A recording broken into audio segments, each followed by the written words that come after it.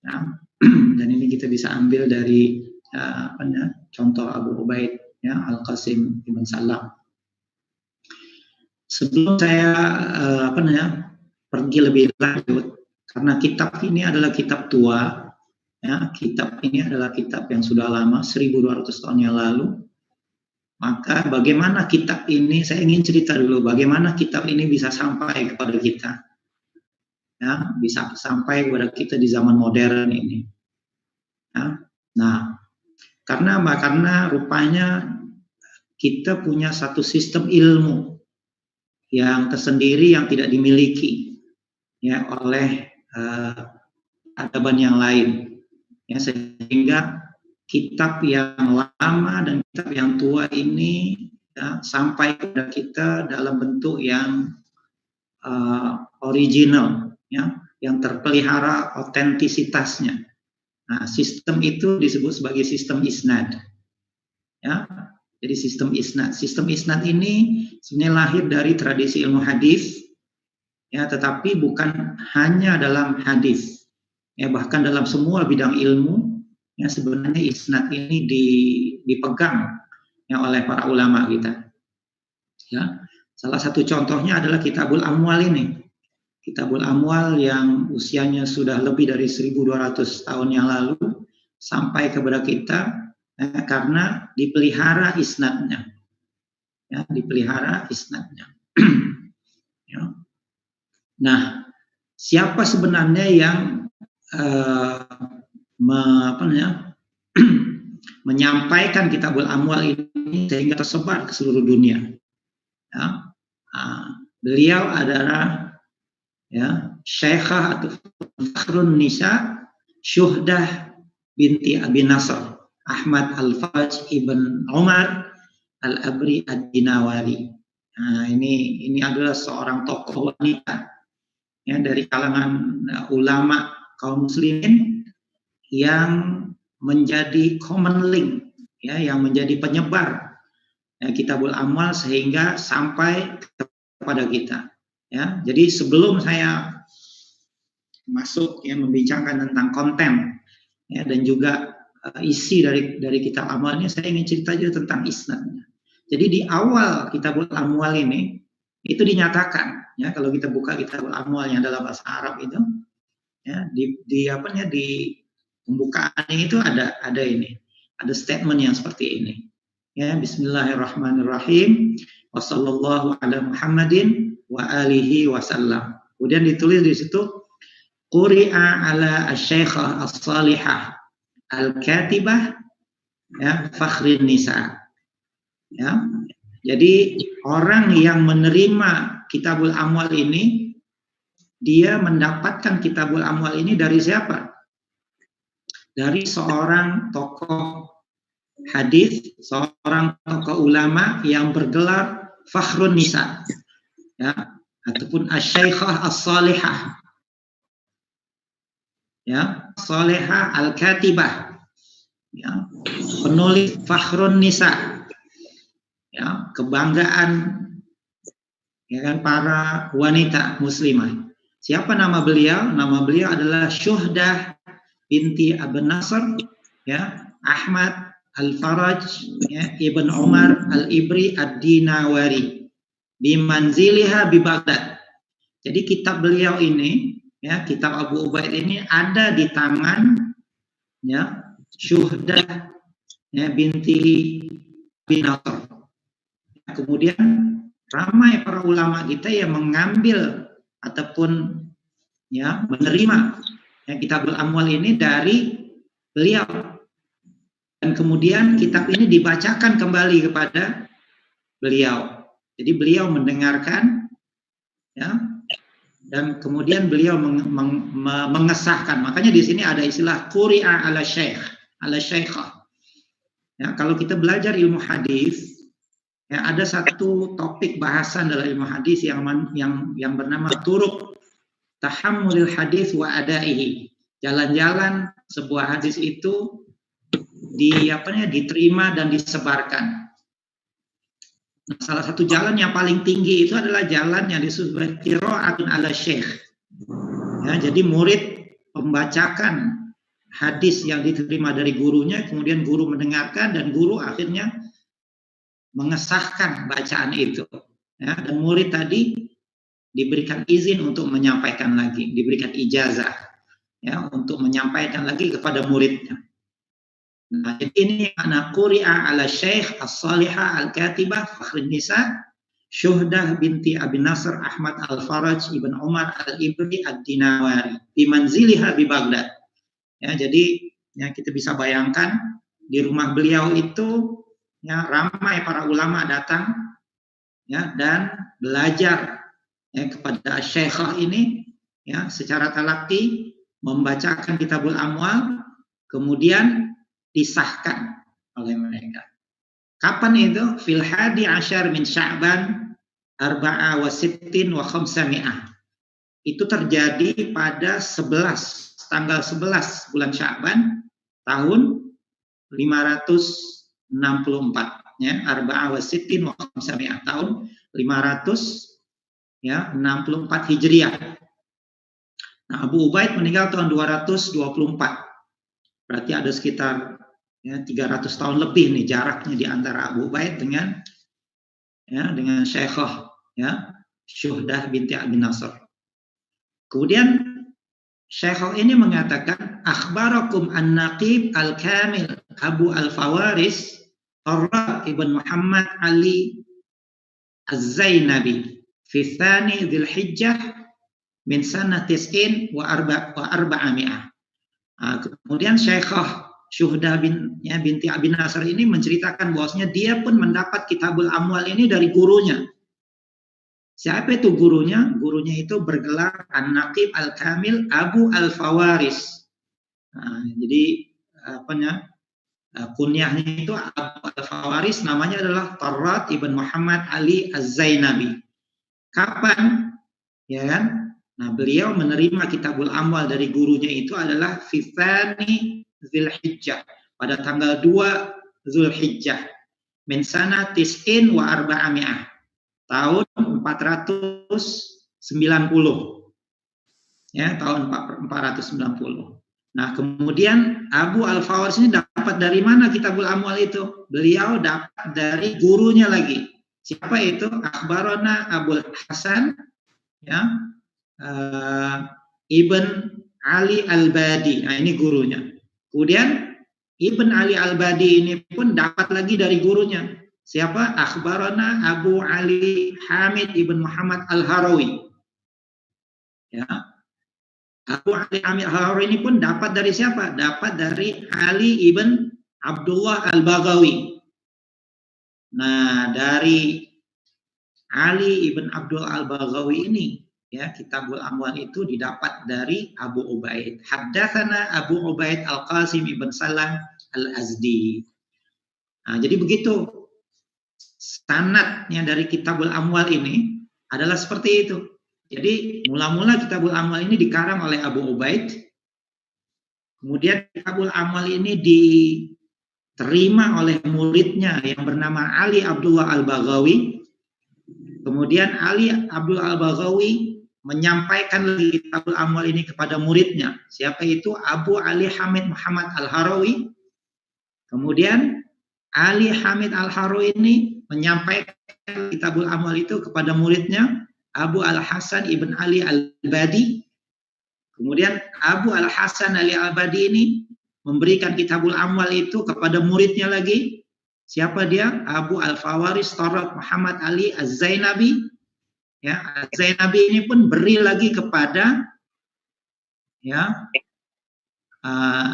baru diberikan kepada Syuhdah. Ya, kepada Syekh Syuhdah. Nah, dari Syekh Syuhdah inilah akhirnya Kitabul Amwal itu menyebar ke seluruh penjuru dunia. Ya. Nah, begitu. Nah, Abu Ubaid sendiri mengarang Kitabul Amwal ini dari mana? Beliau adalah seorang muhaddits. Beliau adalah seorang ahli hadis ya, dan beliau mengumpulkan semua hadis-hadis yang beliau terima dengan isnad beliau. Of course dengan isnad beliau maknanya beliau itu punya sanad. Jadi kalau hadis itu misalkan riwayat Imam Bukhari, beliau itu punya sanad. dari Abu Ubaid kepada gurunya, ya. Nah, ataupun bukan kepada Imam Bukhari ini bahkan muridnya Abu Ubaid, ya, kepada yang lebih tinggi lagi misalkan, ya, kepada Imam Abu Hanifah misalkan. Jadi Abu Ubaid ini punya sanad kepada Imam Abu Hanifah. Beliau dapat ya hadis itu misalkan ya dari Muhammad Hasan Asy-Syaibani kemudian kepada Imam Abu Hanifah. Jadi dari Abu Ubaid pada Rasulullah itu Abu Ubaid punya sanadnya tersendiri. Ya, dari sanad-sanad itulah akhirnya Abu Ubaid mencari hadis-hadis yang relevan ya untuk dijadikan satu topik perbincangan yang beliau kumpulkan menjadi Kitabul Amwal. Nah, jadi begitu. Jadi riwayat-riwayat yang ada dalam Kitabul Amwal itu adalah merupakan sanad-sanad hadis dari Abu Ubaid Al-Qasim Ibn Salam. Ya. Jadi seperti itu. Karena apa? Ada sekitar 900 hadis ya, yang ada dalam Kitabul Amwal ini. 900 lebih hadis ya, ditambah dengan pendapat Abu Ubaid ya, dan juga asar yang begitu kaya. Ya. So jadi ini salah satunya isnad kitab ya, yang ingin saya tunjukkan. Nah, tadi kita sudah melihat bahwasannya Kitabul Amwal ini tersebar ya melalui seorang syekhah, seorang ulama wanita yang bernama Syuhdah ya, binti Al-Muhaddits Abi Nasr Ahmad Al-Faraj Ad-Dinawari tadi. Ya. Nah, dari sinilah akhirnya Kitabul Amwal ini menyebar. Ya. Nah, ini dalam istilah ilmu hadis namanya tahawulul isnad ataupun tahwilul isnad. Ya, ataupun dalam istilah orientalis ya, terutama Joseph Shah dan juga Yunbo ya, dia menggunakan istilah tersendiri yang disebut sebagai common link. Ya, common link. Jadi Syuhdah ya, binti Abi Nasr ini merupakan common link ya, kepada semua Kitabul Amwal yang ada, yang tersebar sekarang ini. Kalau kita lihat Kitabul Amwal yang tersebar sekarang ini, kalau kita trace dan kita lacak isnadnya itu, terakhir isnadnya itu akan sampai kepada Syuhdah binti Abi Nasr. Nah, ini istilahnya common link. Ya. Dan kita tahu bahwasanya Syuhdah Ibn Nasr ini Ibn Abi Nasr ini seorang ulama, ya, seorang ahli hadis. Ya. Di sini disebutkan ya wulidat ba'da ats-tsamanin wa arba'ami'ah. Ya, beliau dilahirkan ya setelah tahun 480. Siapa guru-guru beliau? Ya, nah ini disebutkan siapa guru-guru hadis dari Syuhdah ini. Ya, wasami'at min Abi Al-Faras Tarras Az-Zaini, ya, wa Ibnu Talhah An-Na'ali, ya, wa Abul Hasan Ibn Ayyub, wa Abil Khattab Ibn Nadir, ya, wa Abdul Wahid Ibn Ulwan, ya, dan sebagainya. Nah, kemudian yang menarik adalah siapa murid-murid beliau. Murid-murid Syekh Syuhdah ini adalah ulama-ulama yang terkenal, yang kita mungkin familiar. Di antaranya ada Ibnu Asakir. Nah, Ibnu Asakir itu seorang ulama besar. Ya, beliau mengarang kitab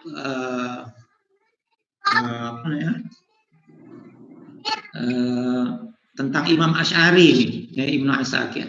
As-Sam'ani ulama besar. Ibnul Jauzi, ya, ini seorang ulama Hambali. Ya, jadi ini diantara murid-murid Syuhdah, Syekh Syuhdah. Ya, nah begitu. Ibnul Jauzi pernah mengatakan, ya, qala Ibnul Jauzi qara'tu 'alaiha, ya, qara'tu 'alaiha wa kana laha khittun hasanun, khattun hasanun. Ya. Jadi kata Ibnul Jauzi, kata Imam Ibnul Jauzi, qara'tu 'alaiha, saya membacakan, ya, kitab. Mungkin yang bisa ditutup dulu mic-nya, ya, supaya tidak ada gangguan, ya, ataupun host bisa tutup ininya mic-nya. Ya. Jadi kata Ibnul Jauzi, qara'tu 'alaiha, saya membacakan kitab ini ya di hadapannya. Wa kana laha khattun hasanun, dan tulisan dia itu memang indah, tulisannya itu bagus gitu. Ya. Wa tazawwajat bi ba'di wukalil khalifah. Ya, dan siapa syuhda ini memang pernah kawin dengan ya, sebagian dari wakil-wakil khalifah. Ya. Wa khalatat ad-duwar wal ulama, dan beliau pun banyak bergaul dengan ya orang-orang apa namanya yang terkenal dan juga dengan para ulama. Walaha birrun wa khairun, ya, beliau adalah orang yang baik, ya, wa ammarat hatta qarabat al-mi'ah, dan umur beliau adalah panjang sehingga yang mendekati 100 tahun. Nah, inilah ya, kita juga harus berterima kasih kepada Syekh Syuhdah ini, karena dengan jasa beliau lah Kitabul Amwal ini sampai kepada kita. Oke, baik. Nah, saya ingin cerita hubungan saya dengan Kitabul Amwal. Ya. Hubungan saya sendiri dengan Kitabul Amwal. Khususnya tentang hadis, ya. Khususnya tentang satu hadis lah dalam Kitabul Amwal. Walaupun satu hadis, ya, tetapi dia bermakna bagi saya. Ya, alhamdulillah saya pun memiliki isnad ya yang bersambung kepada ya, Kitabul Amwal ini. Ya. Jadi ini apa namanya? Ini jalur isnad saya. Ya, saya menerima isnad ini dari guru saya, dari sahabat saya, ya, Syekh Muhammad Zaidi Abdullah, yang masih lagi hidup, ya, dan beliau mendapat isnad ini dari guru beliau, ya, yaitu ya Syekh Abdullah bin Syekh Abdurrahman, ya, Abdullah Abdurrahman, Syekh Abdullah Abdurrahman, orang Kelantan. Ya, beliau adalah kiai ataupun guru ya pondok pesantren ya, di Kelantan, di Lubuk Tapah namanya. Ya, dan beliau ini adalah ayah kepada mufti baru wilayah persekutuan di Malaysia, Dr. Luqman. Ya, kalau teman-teman mengikuti perkembangan di Malaysia, ya, Dr. Luqman yang baru saja dilantik menjadi mufti wilayah persekutuan adalah anak ya kepada Syekh ya Abdullah Abdurrahman ini. Nah, Syekh Abdullah Abdurrahman ini punya pondok yang lama. Jadi salah seorang muridnya itu adalah Syekh Muhammad Zaidi Abdullah ya, yang merupakan guru saya dari segi sanad ya, dan juga sahabat saya ya. Nah, Syekh Abdullah Abdurrahman ini adalah murid langsung kepada ya Syekh Muhammad Yasin Al-Fadani. Ya, Syekh Muhammad Yasin Al-Fadani. Siapa beliau? Syekh Muhammad Yasin Al-Fadani adalah musnidud dunya. Beliau ini adalah seorang yang memiliki banyak isnad. Ya, banyak isnad beliau. Hampir semua kitab-kitab para ulama yang terdahulu itu ada pada beliau sanadnya. Sehingga ulama dari seluruh dunia termasuk Syekhul Azhar sendiri pun, Syekh Ali Jum'ah, mengambil isnad ya dari Syekh Muhammad Yasin Al-Fadani. Ya, dan saya mendengar langsung dari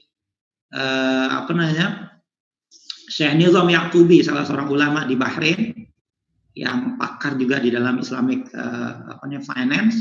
Beliau pun mengatakan bahwasanya beliau pun punya isnadnya dari Syekh Muhammad Yasin Al-Fadani. Ya. Nah, Syekh Muhammad Yasin Al-Fadani ini adalah seorang keturunan Indonesia. Makanya disebut ya, gelarnya itu Al-Fadani, Padang. Ya, Padani itu dari kata Padang, orang Padang, beliau keturunan Padang. Ya, makanya gelarnya itu Al-Fadani. Kalau dulu kita juga ada kan Al-Bantani, Al-Falengbani, Al-Makassari, ya kan, Al-Minangkabawi, ya, Al-Kelantani, ya, Al-Marbawi, ya, Al-Jawi, ya. Nah, ini beliau adalah Syekh Muhammad Yasin Al-Fadani. Kalau disebut Syekh Yasin Al-Fadani aja sudah ya, itu memang ya, gelaran beliau musnidud dunya. Nah, dari Syekh Yasin Al-Fadani ini beliau punya guru terus ya kan, sampai sampailah sanadnya itu, kalau kita bacakan ini panjang, sampailah nanti kepada Syuhdah binti ya Abi Nasr Ahmad, ya, dari Syekh Syuhdah ini terus kepada Abu Ubaid Al-Qasim bin Salam, dari Abu Ubaid bin Salam terus kepada Rasulullah SAW, ya, isnadnya. Jadi begitu. Ya. Nah, jadi kitab-kitab para ulama kita ini dulu terpelihara ini dengan adanya isnad ini. Sayang pengajian isnad ini sudah hampir hilang di zaman modern ini. Ya, tapi sebenarnya ulama-ulama kita yang menjaga tradisi ini masih lagi memegang isnad ini. Ya, selain untuk keperluan ilmiah, ya, dia juga merupakan tabarruk dan keberkahan. Ya, kalau kita punya isnad, ya, insya Allah ilmu kita berkah. Ya, karena isnad itu dia bersambung dengan guru, guru bersambung lagi dengan guru sampai kepada Rasulullah Shallallahu Alaihi Wasallam. Dan ini dipegang oleh para ulama kita. Ya, jadi seperti itu. Jadi kalau ingin diringkaskan, jadi inilah sebenarnya saya punya hubungan ya, dengan Kitabul Amwal, ya, dan juga ya, dengan hadis di situ. Ya, jadi saya dapat dari guru saya Syekh Muhammad Zaidi Abdullah. Ya, Syekh Muhammad Zaidi Abdullah dapat dari guru beliau, ya, Tuan Guru Syekh Abdullah Abdurrahman yang telah wafat tahun 2008. Saya sendiri tidak pernah berjumpa dengan beliau, ya, dan Tuan Guru Syekh Abdullah Abdurrahman ini ya dapat langsung ya dari Syekh Muhammad Yasin Al-Fadani, ya, yang telah wafat juga ya, tahun 1990 di Mekah. Ya, beliau di Mekah sebenarnya, beliau lahir di Mekah dan juga wafat di Mekah. Ya, tapi keturunan Indonesia sebenarnya. Nah, memang sejarahnya dahulu banyak para ulama kita yang memiliki hubungan yang sangat dekatnya dengan Mekah. Ya, seperti Syekh Nawawi Al-Bantani misalkan yang mengajar di Mekah dahulu. Ya, seperti itu. Ya. Nah, jadi hadis yang saya terima ini adalah hadis ini. Hadis kullukum ra'in. Ya, wa kullukum mas'ulun an ra'iyati. Ya. Nah, ini adalah hadis yang kedua yang ada di dalam Kitabul Amwal. Ya. Ini ya, kullukum ra'in wa kullukum mas'ulun an ra'iyati. Ya, setiap kamu adalah penggembala. Ra'in itu adalah penggembala sebenarnya. Wa kullukum mas'ulun an ra'iyati. Dan setiap kamu adalah bertanggung jawab terhadap gembalaannya. Ra'iyah, ya, ra'iyah itu adalah gembala. Tapi ini sudah jadi bahasa Indonesia, jadi rakyat, rakyat. Ya, rakyat sebenarnya diambil dari kata ra'iyah. Ya, ra'iyah, rakyat itu bahasa Indonesia dari ra'iyah.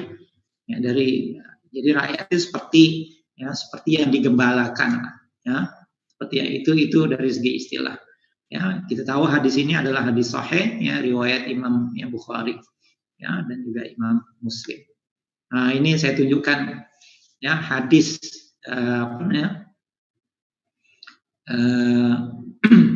hadis yang nomor 3 nih, ya.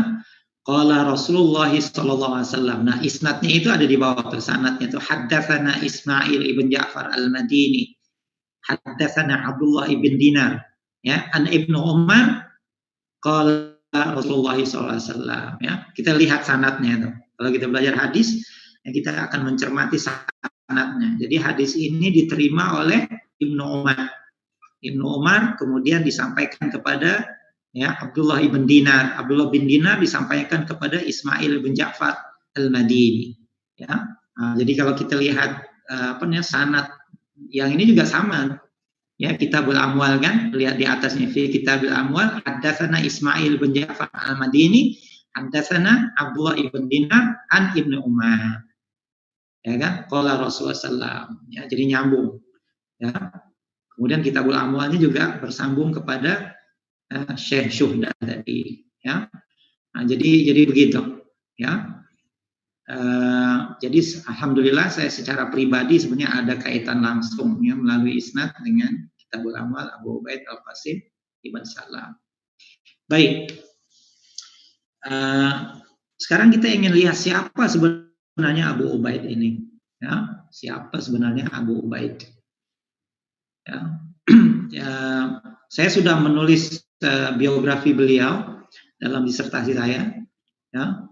Dan apa namanya, tadi juga saya forward ya tulisan saya dalam bahasa Melayu, mungkin itu tulisan dalam bahasa Melayu yang pertama ya tentang biografi Abu Ubaid ya, yang saya tulis tahun 2000 ya, udah 20 tahun yang lalu ya. Nah, di situ mungkin teman-teman bisa membaca ya siapakah sebenarnya Abu Ubaid ya. Sebenarnya Abu Ubaid ini adalah seorang imam besar ya, seorang imam besar yang hidup ya di zaman formative period of the School of Islamic Jurisprudence ya. Jadi beliau lebih ya, karena beliau wafat tahun 224 ya, beliau lebih tua dari Imam Syafi'i ya, beliau lebih tua dari Imam Syafi'i, satu inilah ya, satu kontemporer lah dengan Imam Syafi'i yang pernah bertemu dengan Imam Syafi'i ya kan. Pernah berguru juga dengan Muhammad Hasan As-Syaibani, muridnya Imam Abu Hanifah, walaupun nampaknya beliau tidak pernah ketemu dengan Abu Hanifah karena Imam Abu Hanifah wafat tahun 150 Hijriah ya. Beliau diperkirakan belum lahir lagi ya. Dengan Imam Malik pun wallahu a'lam mungkin beliau juga tidak pernah ketemu ya. Tapi yang jelas beliau bertemu dengan Imam Asy-Syafi'i ya, dan juga dengan Imam Ahmad ya, dan juga dengan Imam Bukhari. Bahkan Imam Bukhari itu adalah murid ya, kepada Imam Abu Ubaid dari segi ilmu hadis ya, dari segi ilmu hadis. Tetapi beliau bukan hanya seorang ya, ahli hadis, beliau juga adalah seorang ahli fikih ya. Beliau adalah seorang ahli fikih. Jadi fikihnya itu karena pembentukan mazhab itu masih baru, jadi beliau masih bebas lah pada masa itu. Bahkan hampir semua mazhab fikih ini mengklaim bahwasanya Abu Ubaid itu belong to their school of thought. Ada apa namanya? Kalau Syekh Wahbah Zuhaili itu mengatakan apa namanya? Abu Ubaid ini adalah Hanafi. Ya, sebagian ulama mengatakan Abu Ubaid ini adalah apa namanya? Maliki. Sebagian lagi mengatakan Syafi'i, sebagian lagi mengatakan Hambali. Jadi masing-masing mazhab mengklaim bahwasanya Abu Ubaid ini apa namanya masuk di dalam mazhab mereka. Tapi sebenarnya Abu Ubaid hidup ya sebelum ya zaman apa namanya pembentukan mazhab ya. Jadi beliau adalah seorang muhaddis, seorang ahli fikih, dan beliau juga sebenarnya lebih terkenal kepada seorang ahli bahasa Arab. Ya, terutamanya tentang gharibul hadis. Ya, gharibul hadisnya adalah bahasa Arab yang asing ya di dalam Al-Qur'an ataupun di dalam hadis-hadis Rasulullah. Nah, Abu Ubaid ini adalah expertnya. Jadi kalau ada misalnya kata-kata yang asing di dalam hadis, Abu Ubaid tahu itu artinya. Jadi para ulama banyak merujuk kepada Abu Ubaid. Sehingga nama Abu Ubaid itu banyak ya di dalam kamus-kamus bahasa Arab. Ya, di antaranya kamus Lisanul Arab misalkan oleh Ibn Manzur. Ya, banyak menyebutkan nama Abu Ubaid Al-Qasim Ibn Salam. Ya, jadi beliau adalah memang pakar bahasa Arab. Ya, di antaranya. Beliau lahir di Herat. Herat ini adalah satu tempat di Afghanistan sebenarnya. Makanya gelarnya juga adalah Al-Harawi. Ya. Kemudian beliau merantau. Sebenarnya beliau asalnya anak seorang budak. Ya, tetapi karena cerdas, ya akhirnya beliau menjadi seorang ulama yang besar. Ya, lama tinggal di Baghdad. Ya, kemudian pindah ke Tarsus menjadi qadhi di Tarsus. Ya, selama 18 tahun. Ketika itu Tarsus adalah perbatasan antara Darul Islam dengan Darul Harb. Tarsus sekarang posisinya di Turki. Ya. Disitulah apa namanya Al-Ma'mun itu dikuburkan ya, di Tarsus. Ya, banyak karangannya ya, dan para ulama sudah menuliskan riwayat hidup Abu Ubaid ini sangat awal. Ya, Abu Ubaid wafat tahun 224. Ya, itu sudah dicatat oleh Ibnu Sa'ad. Ya, Ibnu Sa'ad ini adalah pengarang Tabaqatul Kubro yang meninggal tahun 230, jadi 6 tahun. Nah, itu biografinya Abu Ubaid itu sudah ada di dalam catatan Tabaqatul Kubro Ibnu Sa'ad. Berarti memang ya apa namanya Abu Ubaid ini sudah terkenal ya di zamannya. Ya. dan berpuluh-puluh sebenarnya kitab yang menyebutkan nama Abu Ubaid Al-Qasim Ibn Salam. Baik. Jadi itu secara ringkas ya tentang siapa ya Imam Abu Ubaid Al-Qasim Ibn Salam. Ya. Nah sekarang kita ingin masuk sedikit ya karena ini sifatnya adalah pengantar. Ya. Saya juga tidak ingin berlama-lama ya ala kadarnya mungkin nanti kita bisa teruskan ya diskusi kita. Ya, saya ingin melihat tentang apa itu keuangan publik ya dalam Islam yang disebut dalam Kitabul Amwal ini. Ya, jadi al-amwal itu, of course al-amwal ini adalah jamak dari mal, kan? Jamak malun, yang jamaknya amwal. Ya, amwal itu bisa diterjemahkan sebagai uang, bisa diterjemahkan sebagai harta. Ya, tapi sebenarnya al-amwal di sini Kitabul Amwal lebih sesuai untuk diterjemahkan sebagai buku tentang keuangan publik. Jadi amwal di sini maksudnya keuangan publik, ya ataupun public finance. Ya, dia lebih tepat diartikan sebagai public finance karena dia muncul di dalam peradaban Islam, maka bisalah kita sebut sebagai keuangan publik Islam. Ya, nah cuman yang ditemukan oleh ya Abu Ubaid memulakan diskurs tentang Kitabul Amwal itu dengan menyebutkan apa yang disebut sebagai amwalu Rasulillah, harta Rasulullah. Ya, ataupun kalau saya gunakan dalam tesis saya itu adalah prophetic income. Ya, prophetic income ini artinya income Rasulullah SAW. Jadi kita tahu Rasulullah SAW ini sebelum baginda menjadi nabi, beliau pernah menggembala, ya, beliau pernah ikut berniaga, ya. Tapi apabila Rasulullah hijrah ke Madinah, sumber income, ya, 10 tahun. Kita tidak mendengar Rasulullah itu berniaga ataupun menggembala kambing di Madinah. Ya. Nah, sumber harta Rasulullah dari mana? Maka inilah yang disebut sebagai amwal Rasulillah. Nah, dari amwal Rasulillah inilah nanti timbul diskurs tentang public finance. Ya, jadi public finance ataupun amwal ya umat Islam ini sebenarnya landasannya itu ada pada keuangan Rasulullah, ada pada income Rasulullah yang saya sebut sebagai prophetic income. Ya, yang saya sebut sebagai prophetic income. Nah, makanya di chapter 3 itu ada tuh from prophetic income to public revenue. Ya, jadi landasan yang ingin dibangun oleh Abu Ubaid itu sebenarnya bermula dengan amwal Rasulullah Shallallahu Alaihi Wasallam. Ya, jadi begitu. Jadi teman-teman yang ingin membaca lebih jauh bisa membaca buku saya ya dalam bahasa Inggris ada, dalam bahasa Indonesia juga ada. Ya, jadi chapter 1 itu saya cerita tentang biografi Abu Ubaid.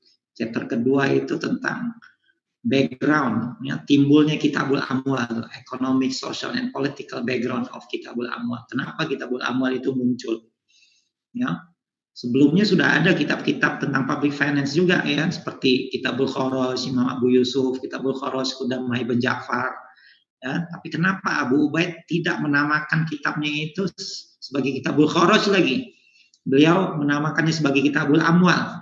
Nah, ini ada analisa yang menarik, ya, yang tersendiri yang bisa kita baca nantinya.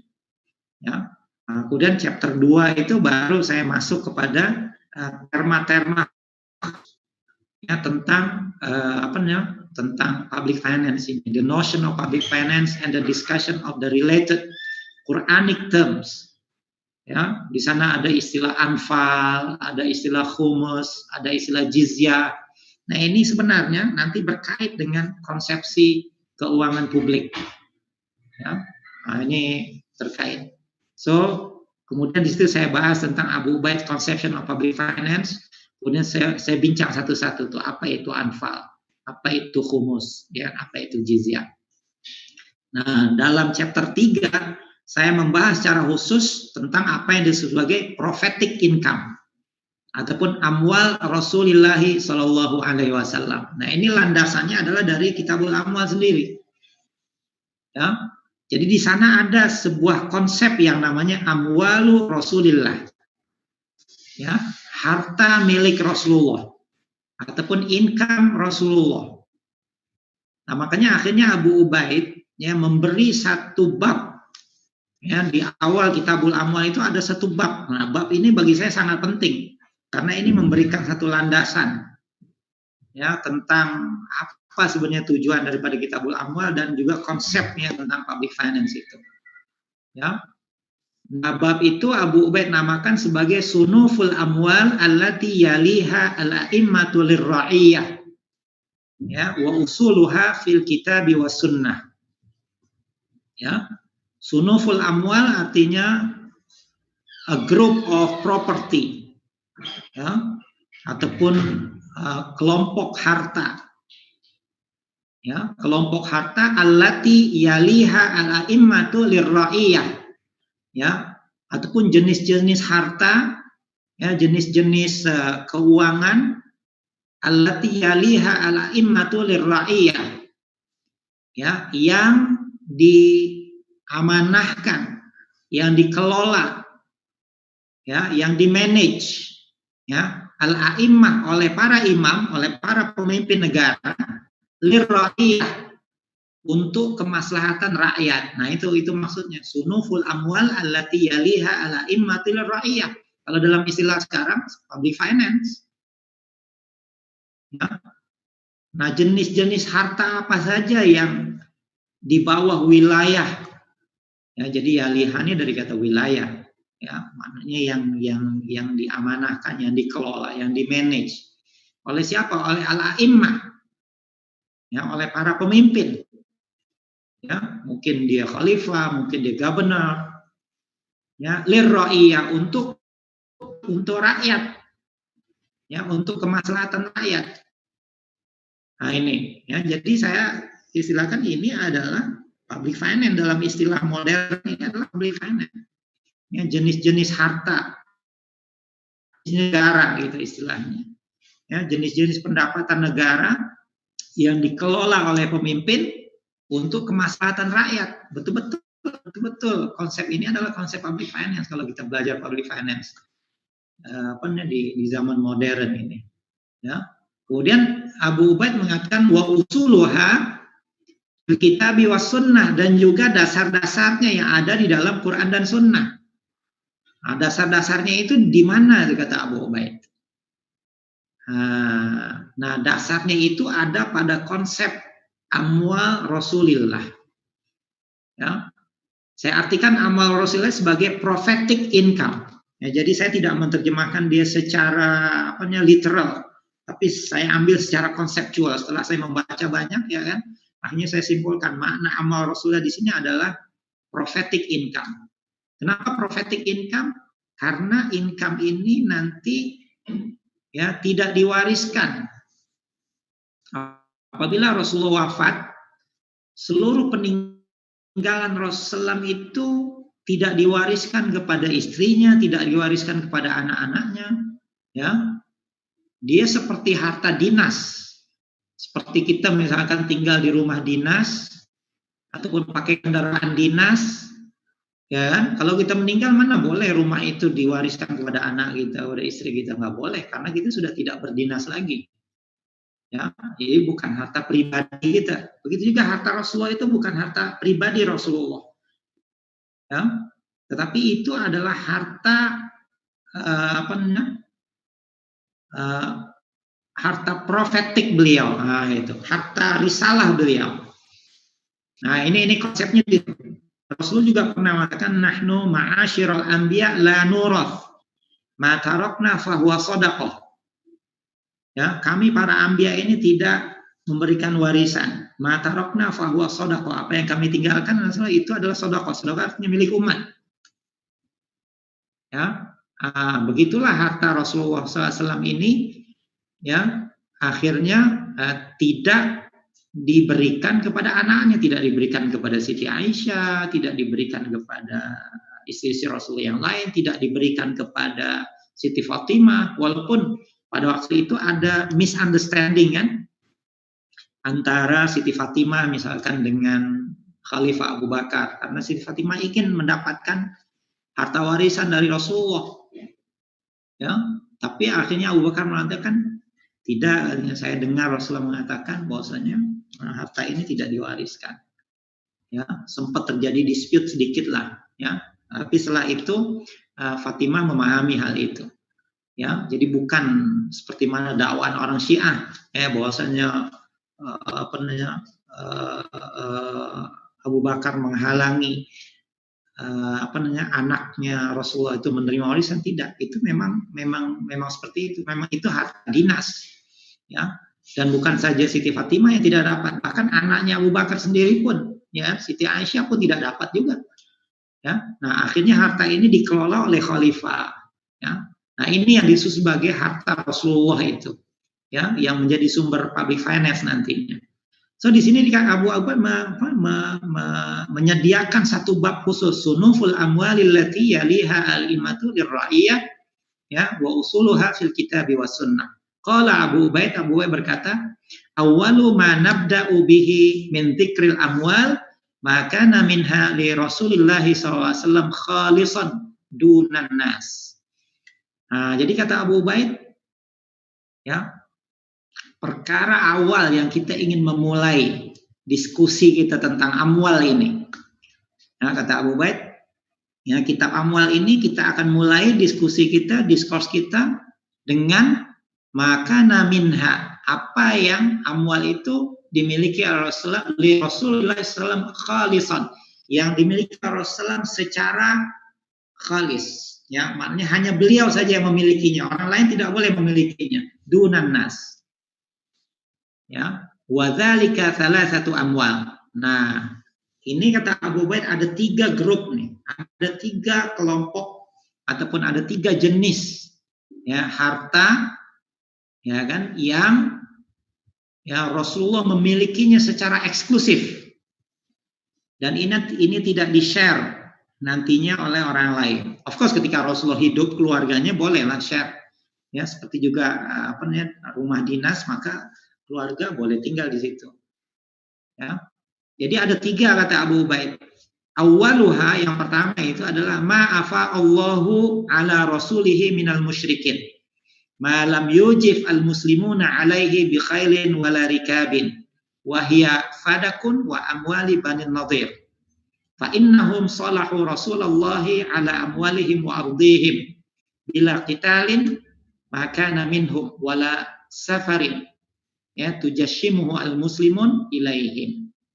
Ya, ringkasnya yang pertama itu adalah ma'afa Allah ala rasulihi minal musyrikin, apa yang Allah Subhanahu wa taala anugerahkan harta itu kepada Rasulullah SAW dari harta kaum musyrikin, malam yujif al muslimuna alaihi bi khailin wala rikabin, tanpa, ya, orang-orang Islam itu terlibat, ya, dengan peperangan, ya, tanpa menggunakan kuda, tanpa menggunakan kendaraan, ya. Nah, karena dalam berperang kan perlu kepada modal, ya, perlu pada kuda, perlu pada peralatan perang. Ya, ini Rasulullah dapat tanpa melalui jalan itu. Ini adalah langsung, ya, Allah Subhanahu wa taala berikan dari harta kaum musyrikin.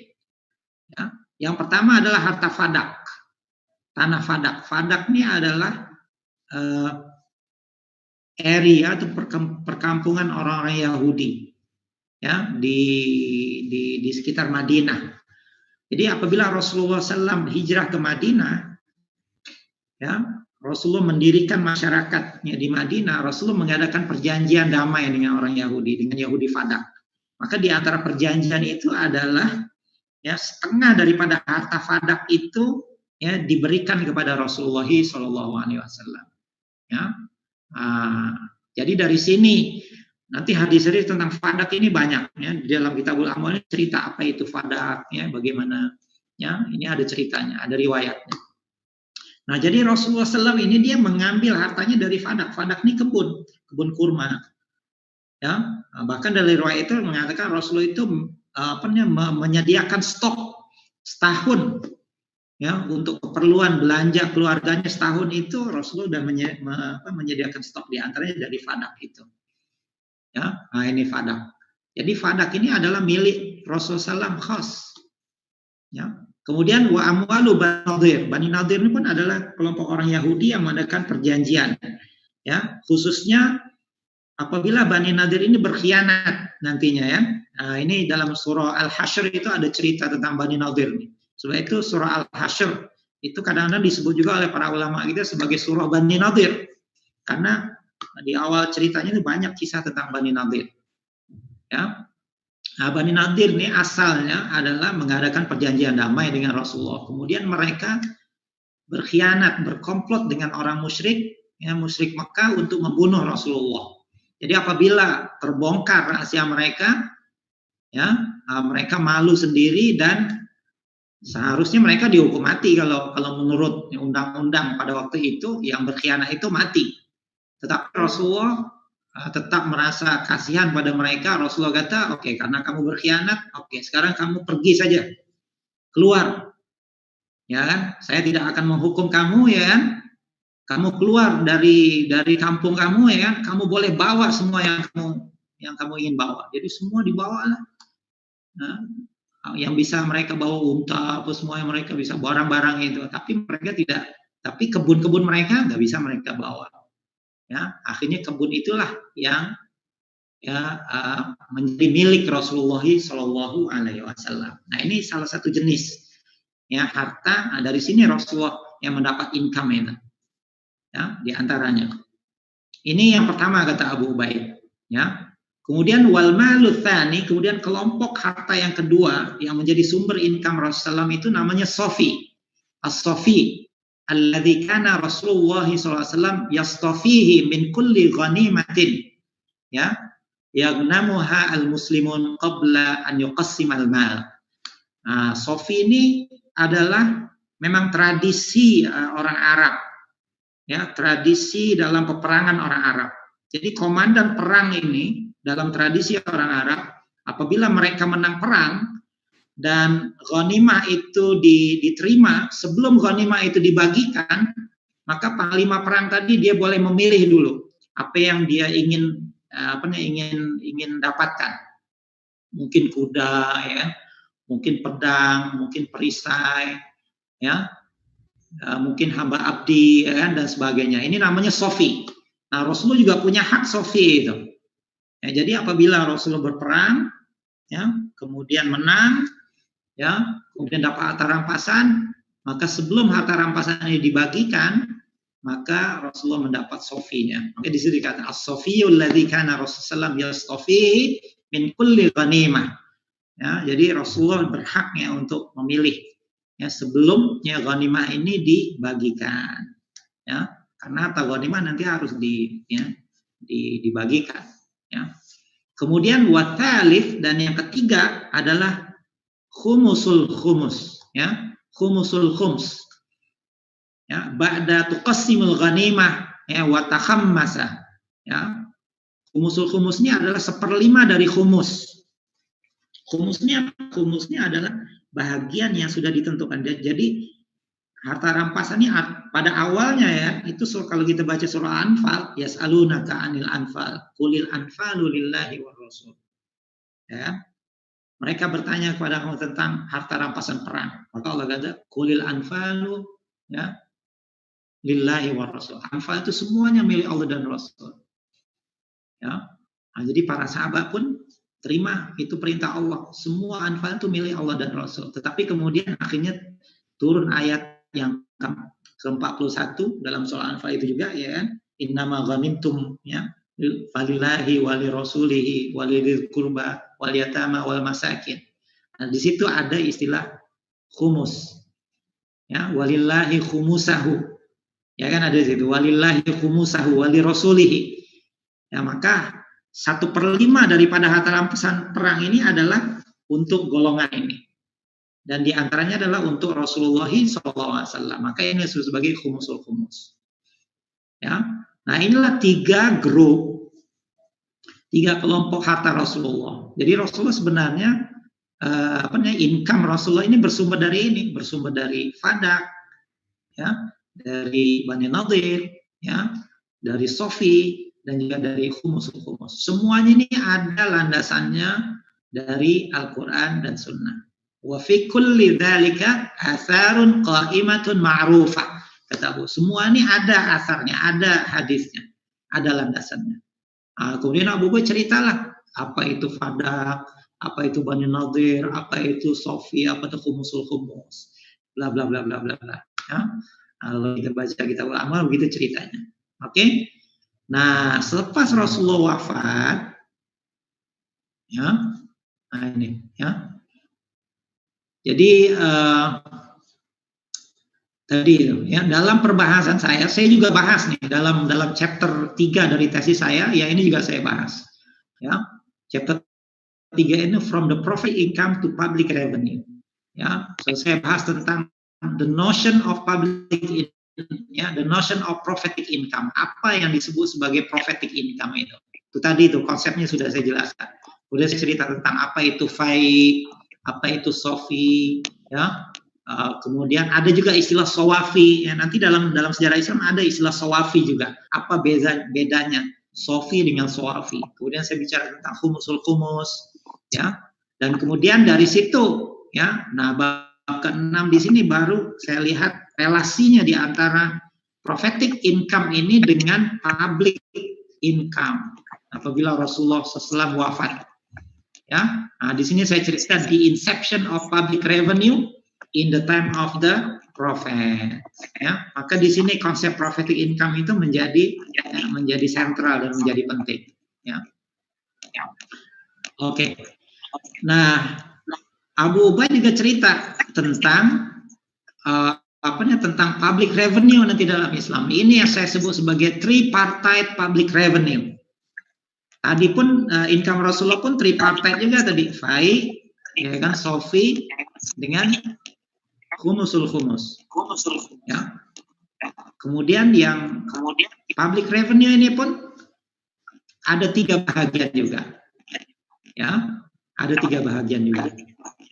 Nah, di sini di tengah-tengah nih, ya, di tengah-tengah itu ada bahasa Arabnya. Fal amwalul lati taliha a'immatu, ya. Fal amwalul lati taliha a'immatul muslimin hiya hadhihi thalathah alladhi dzakaraha Umar. Ya, wa ta'awwaluha, ya, min kitabillahi azza wa jalla. Al-fi' wal khumus was sadaqah. Nah, ini, ya. Jadi harta yang dikelola oleh pemimpin kaum muslimin untuk rakyatnya, kata Abu Ubaid, itu ada 3 jenis juga. Dan inilah yang disebut oleh Sayyidina Umar. Jadi Sayyidina Umar, ya, ceritanya itu ketika menafsirkan surah Al-Hasyr itu, ya, walladzina ja'u min ba'dihim yaquluna rabbana ighfir lana wa li ikhwanina alladzina sabaquna bil iman. Ya, kata Umar, harta ini adalah milik orang-orang beriman yang akan datang. Nah, ini kasusnya adalah kasus, ya, tanah Sawad. Ya, tanah Sawad ini adalah tanah yang subur di Irak. Waktu itu ditaklukkan oleh segelintir tentara Islam. Di antaranya adalah Bilal bin Rabah. Ya, jadi Bilal bin Rabah ini sempat bersama dengan tentara Islam dan menaklukkan satu tanah subur di Irak yang bernama Sawad. Ya, jadi apabila mereka menang, tentara Islam ini menang, seolah-olahnya tentara Islam ini mau menguasai semua tanah itu. Tapi oleh Sayyidina Umar tidak diizinkan, nggak boleh. Ya, kamu memiliki tanah yang begini luas, ya, sedangkan kamu sedikit, nanti kamu sibuk ngurusin tanah aja katanya. Kamu sibuk bercocok tanam saja, ya. Tidak mau berjuang lagi di jalan Allah Subhanahu wa taala. Akhirnya Sayyidina Umar menjadikan tanah itu sebagai milik publik. Ya. Nah, dinasionalkan lah, ya, has been nationalized. Ya, waktu itu terjadi dispute juga sempat antara Sayyidina Bilal dengan Sayyidina Umar, sampai Sayyidina Umar itu berdoa, ya Allah, lindungilah aku daripada Bilal dan sahabat-sahabatnya. Ya, karena Bilal tidak setuju dengan kebijakan Sayyidina Umar yang menasionalkan tanah Sawad yang mereka takluki itu. Ya. Nah, Nah, kemudian Sayyidina Umar mengutip ayat ini, walladzina ja'u min ba'dihim, ya, dalam surah Al-Hasyr ini. Ya, kata Sayyidina Umar, ini bukan milik kita, ini milik publik. Ya, nah, dari situ akhirnya timbul istilah public finance juga. Walaupun sebelum itu juga kita udah tahu bahwasannya harta Rasulullah ini tidak diwariskan. Jadi harta Fadak, Bani Nadir, Sofi, semuanya itu ya dimasukkan di dalam Baitul Mal, ya, dikelola oleh negara, ya, dan income-nya itu adalah waktu itu dikelola oleh Abu Bakar, income-nya itu adalah untuk masyarakat. Ya, Sayyidina Abu Bakar itu dia punya diwan, punya apa namanya? Punya list. Sayyidina Umar juga punya list. Ya, jadi semua sahabat-sahabat Rasulullah itu dapat apa namanya? Dapat allowance, ya, dari Baitul Mal, ya, pada waktu itu. Ya, dari Baitul Mal. Ya, so begitu, ya. Nah, yang dikelola oleh kaum muslimin itu apa? Kata Abu Bakar ada 3 juga, ada al-fai, ada khumus, ada as-sadaqah. Nah, al-fai ini ceritanya panjang. Nah, ini al-fai dengan khumus ini ceritanya panjang. Ya, in fact Kitabul Amwal ini isinya 60% itu al-fai dengan khumus, 40% sedekah. Sedekah ini adalah zakat. Ya, dan fai dengan khumus ini adalah pajak. Kalau kita ingin sederhanakan dengan public finance hari ini, fai dan khumus ini akhirnya menjadi konsep pajak. Dan sedekah ini adalah zakat. Oleh sebab itu public finance dalam Islam ini dia terdiri dari pajak dan juga zakat. Nah, zakat ini kedudukannya adalah lebih khusus. Makanya saya menyebutnya sebagai the special institution of public finance. Nah, jadi begitu ininya. Petanya, ya, Kitabul Amwal itu, ya. Jadi mungkin kalau kita ingin cerita satu persatu tentang apa itu fai, apa itu khumus, apa itu sedekah, ya, nanti jadi panjang, ya. So jadi itu saja yang ingin saya sharekan pada malam hari ini. Makanya ini adalah sebuah pengantar, ya. Kayak buka dia punya struktur Kitabul Amwal Abu Ubaid itu dan bagaimana diskusinya, ya, apa poin besarnya. Jadi itulah yang dibincang oleh Abu Ubaid. Jadi bermula dengan harta Rasulullah, udah bila Rasulullah wafat, kemudian harta ini dijadikan public wealth, ya, ataupun public revenue, ya. Kemudian khalifah-khalifah yang seterusnya pun memanage. Dan semua harta Rasulullah SAW itu akhirnya masuk kepada al-fai. Ya. Kemudian al-khumus pun, nah khumus ini posisinya ada ulama yang menggabungkan khumus ini dengan zakat. Ada yang memisahkan. Makanya Abu Ubaid di sini dia cenderung untuk memisahkan karena ayat khumus itu dengan ayat zakat itu berbeda. Ya, dan khumus ini bukan dari perang saja ya, tapi dari mineral juga. Ya, apabila ditemukan mineral-mineral ya, dari tanah, ya, maka mineral itu 20%-nya humus ini artinya 1/5. Artinya 20%-nya itu adalah untuk negara. Ya. Nah, jadi begitu. Jadi saya rasa mungkin itulah sekedar pengantar ya dari saya. Ya, mungkin kita buka untuk diskusi seterusnya. Ya. Wallahu a'lam, aqulu qouli hadza wa astaghfirullahal azim li wa lakum.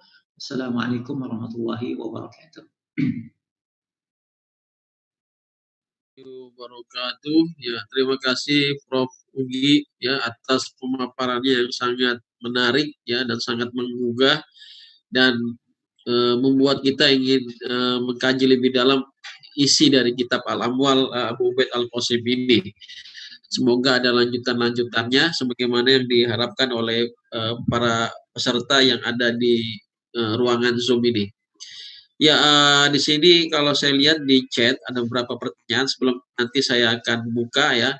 Bagi yang ingin bertanya silakan raise hand. Kemudian nanti akan saya persilakan ya dan buka unmute-nya. Ya, di sini ada pertanyaan, Prof, dari YouTube ya. Ini YouTube kan dia tidak bisa akses, maka saya prioritaskan dari YouTube dulu. Apakah Abu Ubaid apa pernah ketemu atau berhubungan dengan Qadi Abu Yusuf, penulis Al-Kharaj? Ini pertanyaan yang pertama. Ya. Ya, sepertinya tidak ya. Ya, sepertinya Abu Ubaid tidak pernah ketemu dengan Imam Abu Yusuf. Tapi Abu Ubaid pernah ketemu dengan Imam Hasan Asy-Syaibani. Ya, karena Imam Hasan Asy-Syaibani lebih muda. Ya, Abu Yusuf dia jauh di atas Abu Ubaid. Ya, Abu Yusuf dia dengan Khalifah siapa namanya? Harun ar-Rasyid. Harun ar-Rasyid. Ya. Nah, sementara Abu Ubaid sempat dengan Al-Ma'mun sebentar. Ya. Nah, jadi kemungkinan Abu Ubaid tidak pernah bertemu dengan Abu Yusuf. Ya. Tapi saya yakin Abu Ubaid pernah membaca kitab Abu Yusuf ya kalau itu. Tapi dari segi personal ya, karena kitab Abu Yusuf ini adalah kitab manual tentang percukaian tanah ya, Al-Kharaj.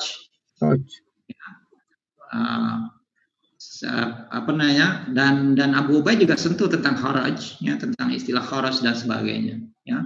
Tetapi kalau dari segi pengamatan saya sepertinya Abu Ubaid tidak pernah bertemu langsung dengan Imam Abu Yusuf. Wallahu a'lam. Ya, terima kasih Pak Ogi ya. Mungkin ya itu di dalam kitab Hilyatul Aulia Abu Nuaim Al-Asfahani, beliau juga mengatakan, nggak tahu itu apakah itu ketemu atau tidak ya. Abu Ubaid mengatakan beliau tidak pernah melihat seorang ahlur ra'i ya yang seperti Abu Yusuf yang banyak sekali hadisnya. Nah, itu disampaikan di Hilyatul Aulia Abu Nuaim Al-Asfahani. Nah, itu mungkin tidak tahu apakah sempat ketemu atau tidak gitu ya. Beliau tidak menjelaskan, cuma mengatakan seperti itu, Prof. Ugi. Ya, mungkin ini kita bisa teliti lagi nanti. Tapi memang Abu Yusuf ini beliau seorang muhadis. Guru ilmu hadis pertama dari Imam Ahmad itu adalah Imam Abu Yusuf. Ya. Guru hadis pertama Imam Ahmad itu justru Imam Abu Yusuf. Ya. Ya, menarik. Walaupun dia ahli ra'i ya. Ya, makanya itu testimoni dari Abu Ubaid terhadap Abu Yusuf gitu ya. Ahli ra'i yang hafalan hadisnya sangat luar biasa. Itu dijelaskan dari kata kitab Hilyatul Aulia. Ya, ini Bang Gani mau bertanya langsung katanya. Ya, silakan Dr. Gani.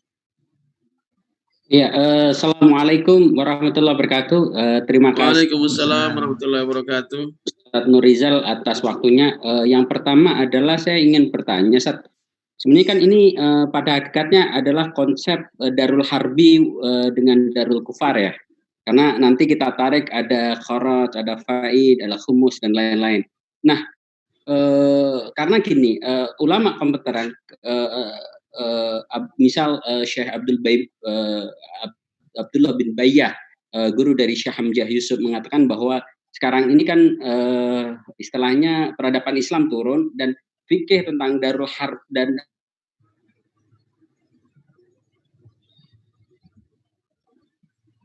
putus suaranya nih. Ya, kurang makan kayaknya ini Dr. Gani. Diulang lagi mungkin Mas Gani ininya terputus ya. Nggak dengar. Ustadz Gani diulang lagi. Halo. Ini Pondok Bekasi ini udah planet ya, masuk kategori planet, makanya kurang terdetek ini sinyalnya ini. Kalau terputus mungkin bisa masuk lagi karena kuota limitnya sudah full. Mungkin dilanjutkan dengan di chat banyak pertanyaan yang mungkin perlu dijawab. Ya, di chat ini ada apa perbedaan antara ini humusnya Sunni dan Syiah, Prof. Ini karena sampai sekarang di Syiah itu masih dipakai humus itu. Ya. Iya, betul. Ya, silakan, Bro. Nah, memang humus ini di Syiah masih dipakai khususnya oleh ulama-ulama Syiah ya. Ini juga sumber income bagi ulama Syiah terhadap masyarakat Syiah kan. Jadi mereka bayar memang dalam Sunni pun humus ini masih bisa diberikan kepada Bani Hashim ya, keluarga Rasulullah. Karena mereka tidak menerima zakat. Ya, tinggal lagi dalam tradisi Sunni, hal itu karena kita tidak dipimpin lagi oleh ulama, ya, maknanya kita membenarkan dalam teori politik Sunni, kita bisa saja melantik pemimpin yang bukan dari ulama. Nah, dalam Syiah mereka kan pemimpin itu harus ulama, ya kan, bahkan harus juga dari keturunan Rasulullah. Nah, ini beda mendasarnya. Jadi keturunan Rasulullah itu masih bisa menerima humus, ya.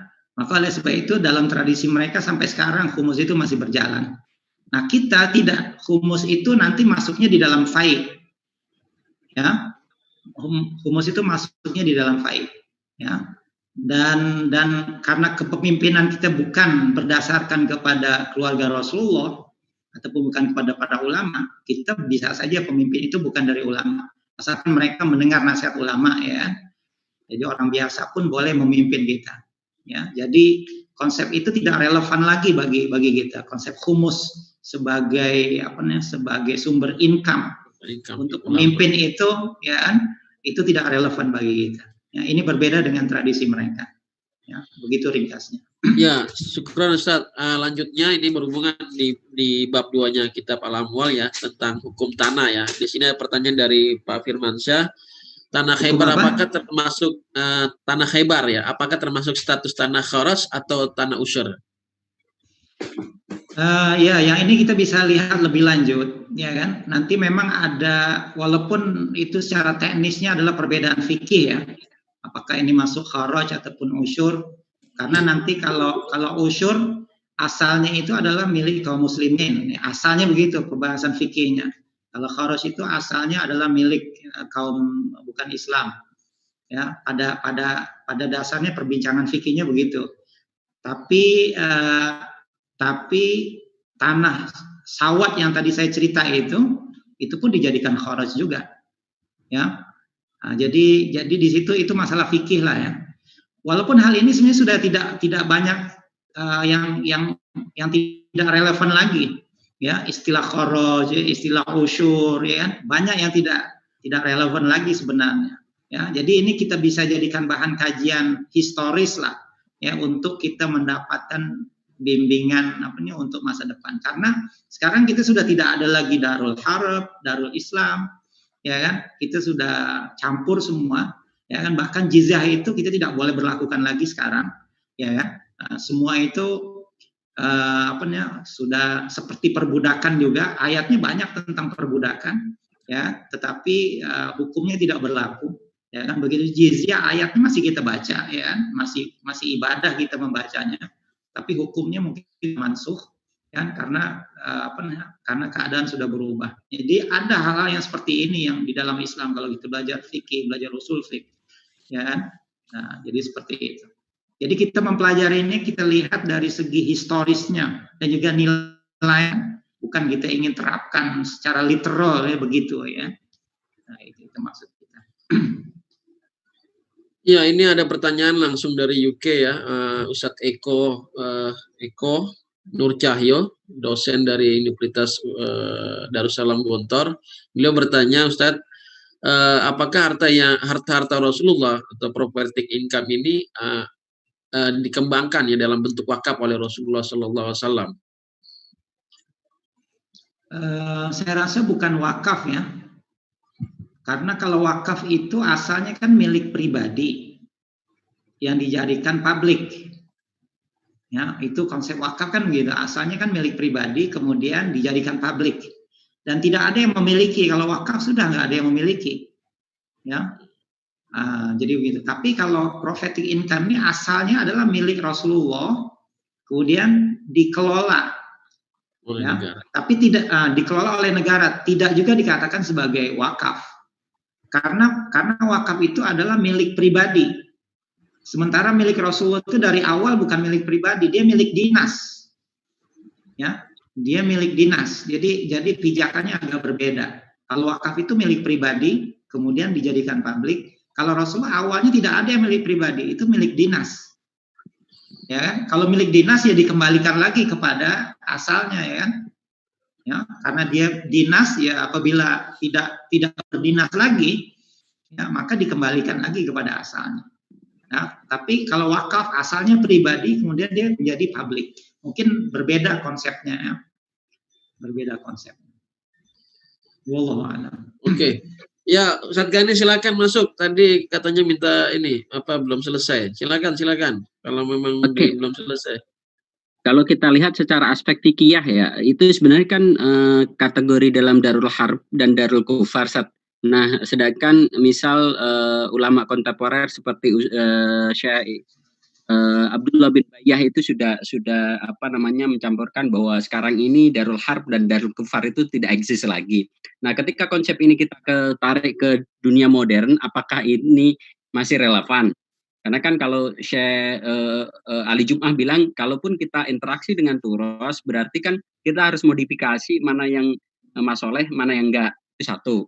Yang kedua, bagaimana batasan tentang satu kaidah fikih, yaitu tasarruful imam ala ra'iyah manutun bil maslahah.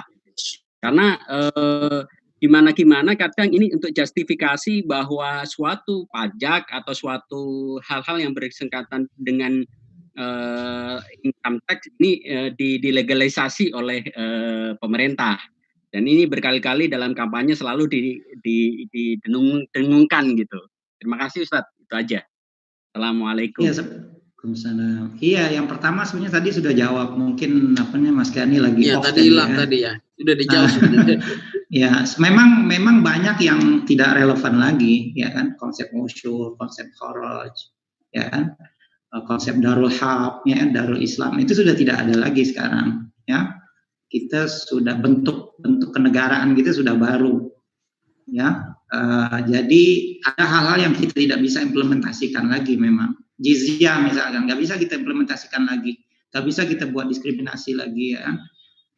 Orang Muslim bayar zakat, orang ini bayar jizyah misalnya. Tapi konsep jizyah dengan zakat itu kita bisa buat perbandingan di zaman itu, ya. Kalau kita ada waktu nanti kita bisa highlight di mana posisi jizyah dalam konteks pada masa itu, dan kita bisa memahami dan bisa mengambil spiritnya, ya. Dan semua itu pada akhirnya tersalur, ya, dengan apa yang kita sebagai perpajakan, ya, sebagai taxation system, sebagai fiscal system pada hari inilah, ya. Nah, jadi seperti itu. Nah, fiscal system ini, tadi itu Ustaz Gani udah menyebut tentang kaidah dalam usul fiqh tadi, kan, tasarruful imam lil ra'iyah manutun, ya, lil maslahah, ya. Maknanya tingkah laku imam, kebijakan pemimpin, ya, terhadap rakyatnya itu harus ditujukan, ya, untuk kemaslahatan. Jadi kebijakan pemerintah itu tujuannya untuk kemaslahatan rakyat, termasuklah kebijakan fiskal, misalkan, ya, taxation. Ini adalah perkara-perkara yang boleh saja, dalam syariah pun ada yang dibolehkan, ya. Pemerintah itu punya hak, ya, untuk membuat undang-undang, ya, selagi tidak bertentangan, ya, dengan syariah, ya. Jadi pemerintah itu punya wewenang untuk menciptakan undang-undang, ya. Ada kaedahnya, di antaranya kaedah itu berbunyi wa ra'yul imami wa naibihi fi ma la nassa fihi wa fi ma wujud iddah wa fil masalihil mursalah ma'mulun bihi ma lam yastadim bi qaidatin syar'iyyah. Ya, pendapat imam dan juga naibnya, wakilnya, ya, fi ma la nassa fihi, terhadap perkara yang tidak ada nasnya. Wa fi ma yahtamil wujuhan iddah, dan terhadap perkara-perkara yang banyak memiliki tafsiran, maka imam boleh memilih tafsiran ini, ya, untuk masalah tadi. Wa fil masalihil mursalah, begitu dalam urusan masalah yang mursalah, ma'mulun bihi ma lam yastadim bi qaidatin syar'iyyah, ya, boleh diamalkan, boleh dijadikan undang-undang selagi tidak bertentangan dengan kaidah-kaidah syariah yang pokok. Jadi pemerintah boleh saja beristihad, ya, dalam ekonomi ini untuk maslahat. Nah, di antara istihad itu kan berbagai bentuk cukai, misalkan berbagai bentuk tax, ya. Tapi memang ini harus disetujui oleh ahlul halli wal aqdi. Nah, dalam Sunni kan kita ada ahlul halli wal aqdi. Jadi pemerintah itu tidak otoritarian, tetapi dikawal oleh syuro, ya. Nah, syuro ini mungkin DPR, mungkin kalau istilah kita pada hari ini, ya kan, asalkan jangan korupsi saja, ya. Jadi semuanya itu, kalau udah korupsi semua, memang kalau pemimpinnya korupsi, DPR-nya korupsi, ya semuanya rusak. Tapi ini kita assume, ya kan, pemimpinnya itu jujur, kemudian ahli syuronya juga jujur, maka bisa saja undang-undang itu diciptakan. Ya, tujuannya adalah untuk maslahah, ya, dan tidak boleh tidak boleh curang, ya, harus berlaku adil, ya, karena nanti berat di akhirat ininya, ya. Jadi kita mesti ingat pemimpin itu berat di akhirat, ya. Wa naktubu ma qaddamu wa asarahum. Kami akan tulis, kata Allah, ma qaddamu, apa yang mereka lakukan, wa asarahum, dan kesan-kesannya, ya kan? Bayangkan kalau pemerintah misalkan buat kebijakan yang mana impact-nya itu kena kepada ratusan juta orang, sengsara ratusan juta orang, dan kesengsaraan ini membawa pada anak cucu, itu kena di akhirat nanti. Wa naktubu ma qaddamu wa atharahum. Ya, man sanna sunnatan hasanatan falahu ajruha wa ajru man amila biha. Wa man sanna sunnatan sayyi'atan wa alaihi wizruha wa wizru man amila biha. Siapa yang membuat kebijakan yang buruk, maka dia akan menanggung dosanya dan dosa orang yang kena. Ila yaumil qiyamah, sampai hari kiamat. Ya kan? Jadi berat menjadi pemimpin itu. Ya. So memang ini bisa disalahgunakan, ya, tidak ada yang sempurna, bisa. Tapi seandainya itu betul, Islam itu tetap memberikan ruang kepada pemimpin untuk beristihad, ya, untuk mengeluarkan kebijakan-kebijakan yang baiknya untuk rakyatnya. Jadi tidak ada salahnya dalam syariat. Jadi sumber hukum kita bukan hanya Quran dengan Sunnah. Ya, sumber hukum kita ada Quran, ada Sunnah, ada ijma, ada qiyas, ada istihsan, ada masalah mursalah, ada sadud dzari'ah, ada fatwa sahabat. Ya, kalau kita belajar usul fiqh itu, ya, banyak sekali sumber-sumber hukum selain daripada Al-Quran dan Sunnah. Ya. Begitu ringkasnya. Ya, begitu Dr. Gani, ya, jawabannya, ya. Jadi ya pemimpin itu harus memberikan kemaslahatan, ya.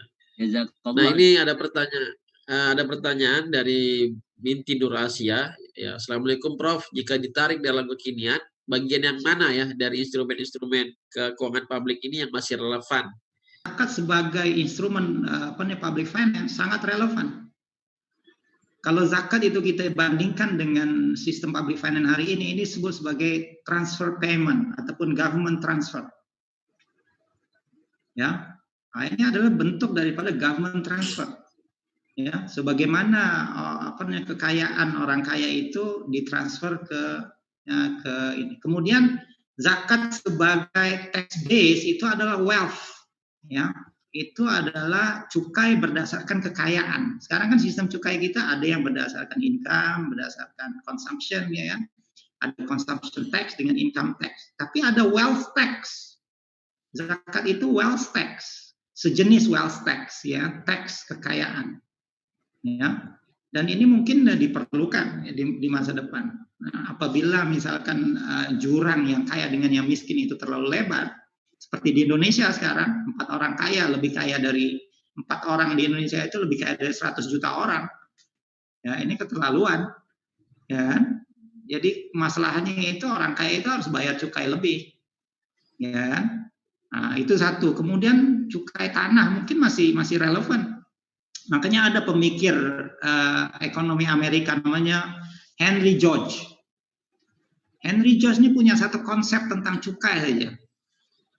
Disebut single tax theory namanya. Bagi dia nggak perlu cukai-cukai yang banyak, cukai tanah saja sudah cukup.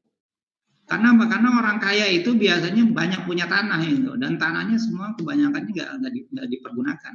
So, kalau tanah itu dicukai, ya, itu banyak menyelesaikan masalah itu, ya kan? Jadi kalau kita pikirkan masih banyak lagi hal-hal yang kita bisa tarik. Kemudian konsep tentang distribution misalnya, kaila yakuna dulatan bainal agniya'i minkum, supaya harta itu jangan hanya berputar di kalangan orang kaya saja. Nah, ini prinsipnya seperti itu kan. Kita boleh pikir bagaimana jalan-jalan supaya harta ini tidak hanya berputar di kalangan orang kaya. Prinsipnya sudah diberikan oleh Al-Quran. Ya. So sebenarnya masih banyak hal-hal yang yang kita bisa ambil, ya, spiritnya, dan juga bahkan kadang-kadang letternya juga kita bisa ambil seperti zakat itu sendiri, ya, dari warisan kita dahulu, ya. Wallahu a'lam. Ya, terima kasih Prof. Ugi. Ya, mungkin yang ingin bertanya langsung kepada Prof. Ugi, silakan. Saya buka langsung di ini suaranya.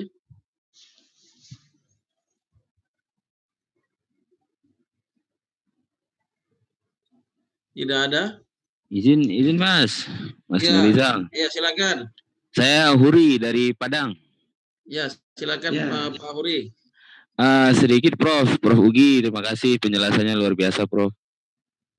Apakah di dalam kitab Al-Amwal ini ada menyinggung tentang Baitul Mal seperti yang dalam beberapa kajian sejarah itu pernah dipakai gitu? Iya. Demikian Prof, terima kasih. Iya. Sebenarnya Baitul Mal dalam sejarah itu hanya tempat menyimpan sebenarnya. Tempat menyimpan, apa namanya? Konsep itu tempat menyimpan ini saja harta-harta. Ya. Dan langsung habis ketika dibagikan. Iya, apa nih istilah Baitul Mal itu bukan sebuah konsep. Ya kan, tapi sebuah tempat gitu, seperti rumah ya untuk menyimpan harta-harta publik, harta zakat disimpan di situ ya. Dibagikan itu namanya Baitul Mal ya, walaupun istilah Baitul Mal itu nanti dia menjadi sebuah konsep ya, sebuah konsep public finance sih ya, tapi istilah Baitul Mal yang awal itu sebenarnya hanyalah tempat yang storage lah, seperti storage ya. Ya, Baitul Mal itu seperti rumah untuk menyimpan barang ya, nah jadi begitu ya. Tapi yalah bagus juga dari situ bisa dikembangkan menjadi sebuah konsep, itu adalah sesuatu yang bagus ya. Konsep sebenarnya mendekati konsep public finance itu ya, konsep public finance itu ya. Nah sekarang konsep public finance itu yang pegangnya adalah Ministry of Finance, Menteri Keuangan kan, Kementerian Keuangan dalam sistem modern ini di bawah Kementerian Keuangan. Ataupun kalau di Amerika itu mereka nggak ada Kementerian Keuangannya, namanya Treasury Department. Ya, nah itulah sebenarnya Baitul Mal keseluruhannya, ya, di mana harta-harta publik itu dijaga, dikelola dari situ sumbernya. Ya, kalau Baitul Mal menjadi sebuah konsep itu ya sekarang ini seperti Ministry of Finance ataupun seperti Treasury Department, ya, dalam sistem modern pada hari ini lah. Jadi memang kita harus ini ya, kita tetap menggunakan warisan kita, turos kita, tapi kita juga harus mengerti sistem modern, ya. Kemudian kita cari keseimbangan, ya. Jadi tidak hanya modern saja, kemudian kita buta sejarah, ataupun kita ambil sejarah saja tanpa mengetahui apa yang berjalan. Nah ini juga tidak ini juga nanti akhirnya kita tidak rasional ya pendekatan kita. Jadi harus dua-duanya ini kita gabungkan, mana yang mirip gitu. Dan ini memang memerlukan alat-alat yang banyak tadi kan, seperti misalkan bahasa Arab ya, kita harus buka kita para ulama kita, kemudian konsep-konsepnya itu bukan sekedar bahasanya, technical terms-nya itu, apa itu al-fai, apa itu al-kharaj ya kan, apa itu al-jizyah misalkan, dalam konteks dulu maknanya begitu ya. Sementara dalam konteks sekarang bagaimana maknanya? Ya, jadi tidak sederhana konsep itu diterusin sekarang membabi buta gitu. Tidak, kita perlu pada fikih, dan fikih itu luas. Ya. Jadi seperti itu, ya. Wallahu a'lam. Ya, terima kasih Ustaz Ugi. Ini ada satu lagi dari Pak Nurul Huda ya. Ya, terima kasih Pak Huri. Ya, Pak Nurul Huda silakan. Raise hand beliau. Halo Pak Nurul. Pak Nurul Huda. Ya, sebelum melangkah ke Pak Nurul Huda ya, saya ingin bertanya juga. Ini agak jumping nih, Prof. Selain kitab Al-Amwal, ini saya masih mencari-cari satu kitabnya yang berkenan dengan ide-ide ekonomi gitu. Kitabul Hajar wa Taflis. Ya, ini di mana posisi kitabnya gitu, Prof? Saya sampai sekarang belum ketemu gitu. Al-Hajar wa Taflis ini ada perpinjangan fikih ya. Nggak tahu apakah ada kitab tersendiri tentang Al-Hajar wa Taflis. Ini kan tentang bankruptcy kan. Iya. Bagaimana fikih Islam itu melihat seorang yang dinyatakan bankrupt. Nah, ini biasanya didiskusikan dalam fikih itu dalam Al-Hajar wa Taflis. ya. Ya. Tapi nggak tahu apakah kita punya ulama yang khusus mengarang. Saya belum pernah sih come across ya ulama yang khusus mengarang Kitabul Hajar wa Taflis. Ya, itu Tapi di topik beberapa itu literatur saya melihat itu ditulis oleh Abu Ubaid, Prof. Saya beberapa literatur dari buku-buku barat saya baca, salah satu kitabnya adalah Kitabul Hajar wa Taflis. Hanya apakah ini benar atau tidak? Saya belum pernah come across tentang hal itu. Tapi memang Al-Hajar wa Taflis ini memang dibincang dalam kitab fikih. Ya, kitab-kitab fikih yang besar itu biasanya membincangkan tentang bankruptcy. Karena dalam bisnis kan orang ngutang misalkan. Ya, kalau ngutang misalnya nggak bisa bayar gimana ya, kemudian nggak ada jaminan, tentu akan dinyatakan bangkrut ya, ataupun iflas ya, ataupun taflis, muflis lah, menjadi muflis. Menarik nih istilah muflis kan fulus ya. Ya, fulus kan dan ada muflis. Kan ada dinar, ada fulus. Kalau baren itu fils namanya. Kalau duit besar itu dinar. Tapi kalau duit kecil namanya fils. 100 fils, 200 fils ya. Makanya orang yang muflis itu orang yang punya fils saja, orang yang punya fulus saja, tidak punya dinar dengan dirham. Ya, menarik ya. Mungkin nanti kita coba ini ya, cari lagi. Ini literaturnya sangat menarik karena berbicara muflis ya, utang ya, orang yang tidak punya uang lagi. Ya, ini Pak Nurul Huda, silakan tolong di unmute dulu kalau ingin bertanya ya. Dari tadi udah raise hand. Atau ada lagi yang raise hand selain Pak Nurul Huda tadi saya lihat. Ya, silakan Pak Ahu ya. Ya, silakan Pak Ahu. Ini dulu unmute. Assalamualaikum warahmatullahi wabarakatuh, Pak Prof. Waalaikumsalam warahmatullahi wabarakatuh. Saya Hubur dari Purwakarta. Ya, silakan Pak Ahu. Ya, mungkin ada nggak model pengelolaan dari keuangan publik itu yang mendekati kepada model yang ideal gitu, sebagaimana standarnya Rasulullah SAW yang ada di masa kini gitu. Yang pertama, yang kedua terkait dengan adanya dalil itu yang mengatakan ada harta individu Rasulullah, ada harta Rasulullah gitu, secara status beliau sebagai utusan gitu. Kira-kira itu mungkin bisa diberi salah satu di antara dalil tersebut, Prof. Terima kasih, Prof. Iya, memang kalau kita mengatakan yang sesuai dengan Rasulullah, yang ini perlu kita telusuri lagi ya konsep yang seperti ini. Ya, karena begini ya, sebenarnya sudah terjadi satu perubahan struktural secara ekonomi antara, jangankan di zaman Rasulullah, di zaman peradaban Islam saja, sistem ekonomi kita itu masih lagi kita sebut sebagai pre-industrial economy, ya kan? Ekonomi yang belum memasuki era industri ya, masih lagi bersifat agraria, ya, agraris, ya. Sementara setelah revolusi industri, sistem perekonomian itu berubah drastik. Ya, jadi perubahan-perubahan ini harus kita cermati juga, ya, karena sistem ekonomi ini adalah di antara sistem yang berkembang, ya, sistem yang berkembang, yang berjalan, ya, sehingga diperlukan ijtihad-ijtihad yang baru, ya, sehingga kadang-kadang kita tidak bisa menerapkan secara literal apa yang pernah dilakukan oleh umat kita sebelumnya. Jadi kita harus betul-betul bisa mengambil spiritnya, bisa mengambil makosidnya, dan juga kita lihat bagaimana penerapannya supaya dia menjadi maslahah di zaman sekarang. Ya, jadi agak problem kalau kita mengatakan yang benar-benar dekat dengan Rasulullah. Contohnya jangan jauh-jauh saja, ya kan, uang saja. Zaman Rasul semua uang emas, uang perak.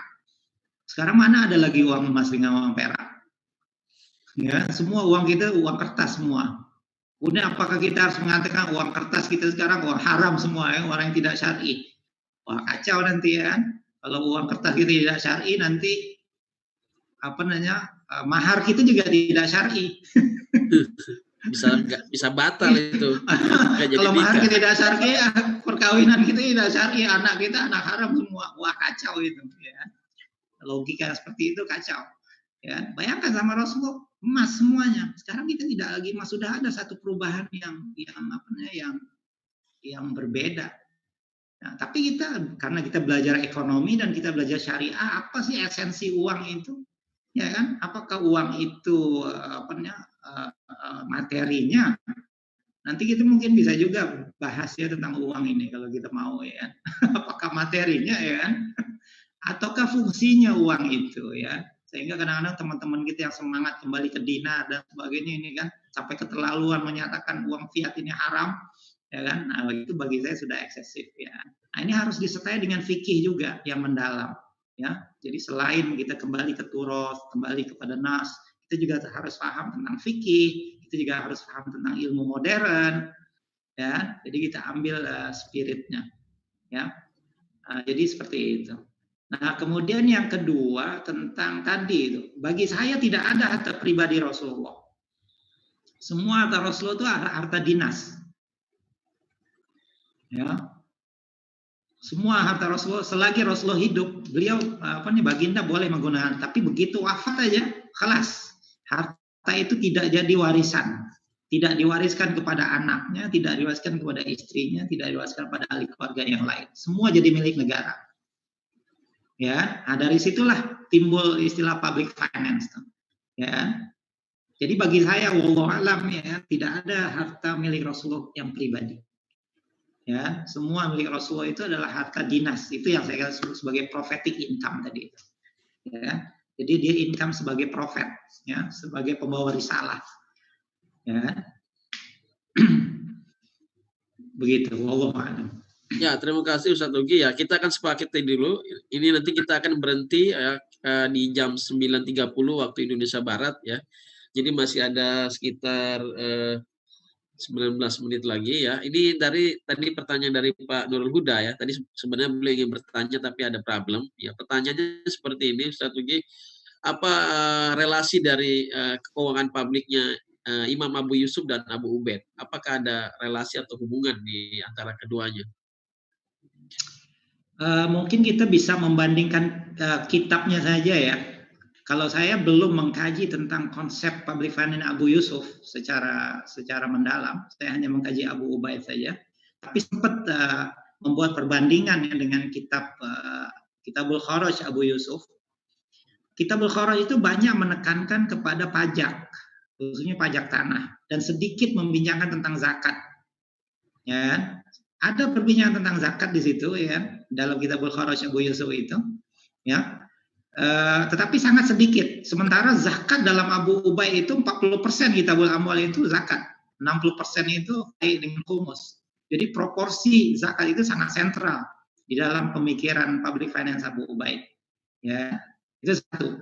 Yang kedua, konsep Kharajnya Abu Yusuf itu seperti manual, lebih kepada manual untuk para pemimpin melakukan melaksanakan sistem perpajakan, khususnya perpajakan tanah ya pada waktu itu. Sementara Abu Ubaid dia lebih kepada theoretical, ya, lebih pada teori guidance secara umum, ya. Jadi orientasinya mungkin berbeda. Kalau Abu Yusuf orientasinya mungkin lebih kepada praktek, ya. Sementara Abu Ubaid orientasinya lebih kepada ilmiah. Ya, mungkin itu yang bisa saya simpulkan perbandingan di antara kedua itu. Ya, wallahu a'lam. Ya, yang menambahkan sedikit ya benar tadi kata Prof. Ugi ya, memang orientasinya berbeda karena kitab Al-Hurrat ini juga ditulis atas permintaan langsung dari Harun Ar-Rasyid ya. Jadi memang jadi sebagai buku manual perpajakan yang akan digunakan oleh Khalifah ya Harun Ar-Rasyid. Berbeda dengan Kitabul Amwal, memang buku akademik kalau saya lihat ya, memang ditulis ya untuk teoritis ya untuk khalayak banyak ya dan bisa dibaca. Selain itu di dalam kitab Al-Hurrat tidak dibahas tentang prophetic income yang tadi dibahas oleh Ustadz Ugi. Jadi beliau langsung jumping kepada pembahasan al-fai wal ghanimah ya, tidak membahas tentang harta Rasulullah Sallallahu Alaihi Wasallam. Dan yang menarik kalau dibandingkan kitab Al-Hurrat dengan Abu Ubaid, saya melihat aspek sejarah dari pajak itu lebih dalam di bukunya Abu Ubaid ketimbang Al-Hurrat ya. Bagaimana Abu Ubaid menceritakan jizyah ya, bagaimana jizyah itu adalah suatu syariat yang dijelaskan di dalam surat Al-Baqarah ya ayat 29 itu tidak dijelaskan di dalam kitab Al-Hurrat ya. Allah alam bisawab, itu yang menurut bacaan saya ya di antara kedua kitab. Ya, ini masih ada sisa 15 menit lagi, mungkin ada yang bertanya. Tapi saya lihat chatnya dulu. Oke, nggak ada bertanya. Ada yang mau raise hand di sini, silakan. Ini waktunya sangat ini ya, penting ini. Kapan lagi kita bisa berdiskusi dengan beliau? Rizal, mungkin kalau Ya, boleh. silakan, Dr. Ruklian. Saya mungkin ingin tadi banyak pertanyaan melihat, cuma saya mungkin kita kasih kesempatan minggu depan atau jadi kita berharap ini rutin, Rugi. Jadi banyak berharap bisa rutin seminggu sekali. Jadi mungkin kita bisa nanti bahas kalau dari segi waktunya juga melihat misalnya yang sekarang lagi dari segi waktunya nanti kayak ini dulu ya. Oke, ya. Insyaallah. Ini melihat sekarang kan banyak diskursus yang dilontarkan sama Capital and Federation sendiri, Piketty. Juga ada beberapa ekonom yang menyebutkan konsep Pigo tentang wealth tax ya. Tadi sebenarnya konteks al-amwal sangat relevan sekarang ya, apalagi kita bicara inequalitas, bicara begitu banyak aspek keuangan negara, keuangan publik yang memang butuh inspirasi yang pernah berhasil di zaman dulu gitu. Nah ini mungkin apakah sekarang ataupun nanti bisa disimpan nanti minggu depan, insya Allah. Demikian. Ya, insya Allah masih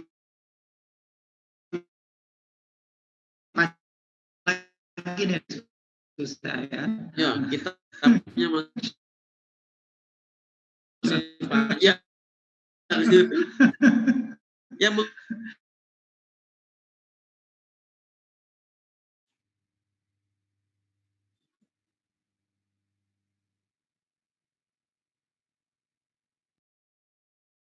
ya.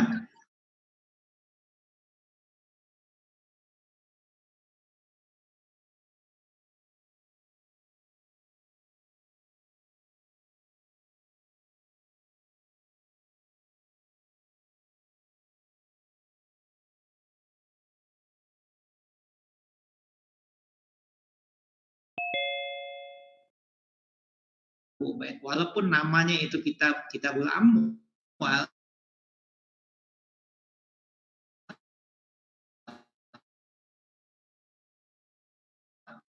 tapi menurut ya 200 tahun bedanya, ya, Bro. Sekitar itulah ya. Zamannya. Jauh. Ya, begitu. Ya, silakan ya yang bertanya lagi ya, ini kita manfaatkan waktu ya, masih ada 2 menit ya. Ini coba saya lihat di chat, kolom chat.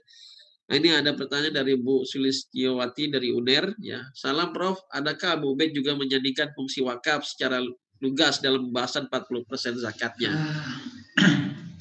Iya, sepertinya saya tidak melihatnya aspek wakaf di situ ya. Yang seperti yang dalam studi saya, sepertinya saya tidak mendapatkan discussion tentang wakaf ya. Tapi bisa saja mungkin saya overlook ya, mungkin overlook.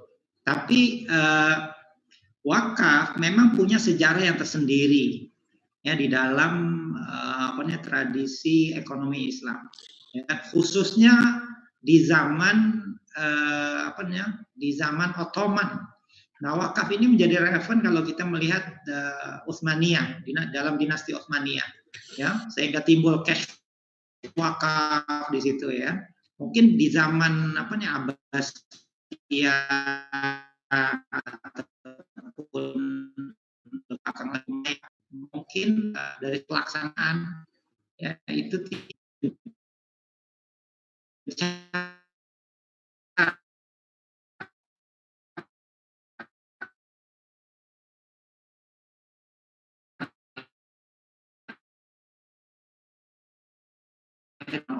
bukan historian dalam teman-teman yang ya bisa saja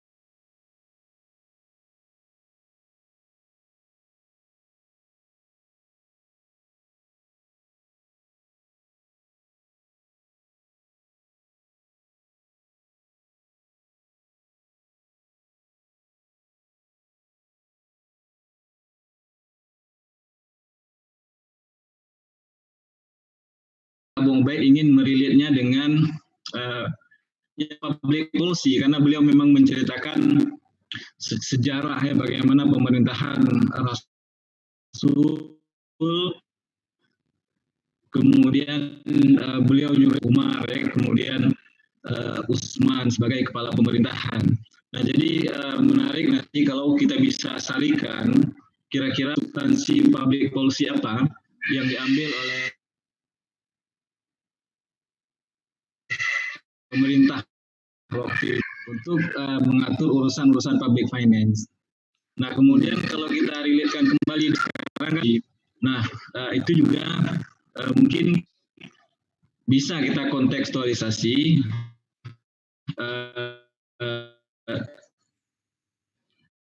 policy-policy tadi. Kemudian kalau kita baru dalam public policy, nah ini juga menjadi sesuatu yang menarik. Tapi dengan catatan substansinya nanti mungkin harus kita dapat bersama. Nah, kita menanti nih Pak Ugi bagaimana terkait dengan public policy ini. Ya. Mungkin demikian menurut saya. Ya. Jadi Usman itu ada maksudnya maslahah sih sebenarnya. Sebenarnya public policy itu pada dasarnya maslahah. Betul tadi seperti yang ini ada ya. Bahwasanya tasarruful imam manutun bil maslahah ya. Tasarrufil ala ra'iyah manutun bil maslahah. Jadi segala tindakan imam itu, segala tindakan pemimpin itu tujuannya adalah untuk masalah. Tinggal lagi mengukur masalah itu. Nah, ini yang mungkin jadi perdebatan. Gimana seandainya ada masalah tapi juga ada mudaratnya. Nah, ini tricky part-nya itu di situ. Tapi guider-nya itu tetap masalah. Of course masalah kalau dalam fikih kita kepada maqasidus syariah, masalah itu harus menjaga agama, harus menjaga kehidupan, ya kan? Harus menjaga akal, harus menjaga keluarga, harus menjaga harta kan, hifdzuddin, hifdzun nafas, hifdzul aql, hifdzun nasl, hifdzul mal kan, semua ini harus. Nah, apa yang hifdzuddin itu harus dijaga? Pendidikan agama, pendidikan akidah misalkan, hifdzul aql sekolah, pendidikan, ya kan, hifdzun nasl keluarga, banyak, ya kan. So ya ini harus dibincangkan secara ini ya oleh ahlul halil aqdi, oleh para scholars, oleh para pemimpin, sehingga kita ada keputusan bersama. Dan itu jelas itu untuk maslahah, ya, untuk masalah umat dan juga untuk masalah rakyat. Ya, itu harus kelihatan, harus dirasakan. Masalah itu harus dirasakan oleh rakyat. Ya, jadi kadang-kadang kita melihat teorinya, tapi adakah dirasakan? Adakah keadilan sosial itu dirasakan? Ya, itu sudah ada keadilan sosial bagi seluruh rakyat Indonesia. Apakah kita merasakannya? Apakah kita merasakan keadilan sosial itu?